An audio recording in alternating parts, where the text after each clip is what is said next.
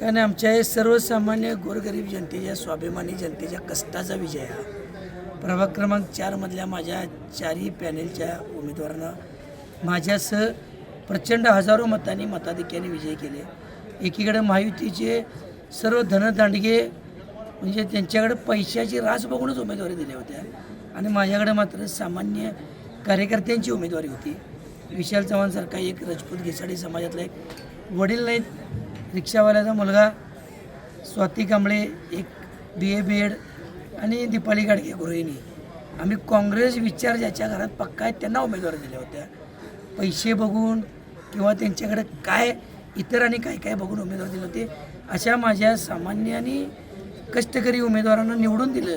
खरंच या जनतेचं ऋण कसं फेडावं, आमच्या कातड्याचं चमड्याचं चप्पल जरी करून त्यांच्या पायात घातलं तरी हे आयुष्यभर ऋण फिटणार नाही, असंही ऋण आहेत आपलं। साहेब, अनेक ठिकाणी धक्कादायक असे निकाल लागतात पलीकडे महायुतीच्या बाजूने, काय सांगशील नेमकं याच्यावर? आता काय मी या धावपळीत आहे, तिकडे काय लक्ष नाही आहे, मोबाईल नाही आहे, काय आता जे निकाल येतील ते स्वीकारावे लागतील।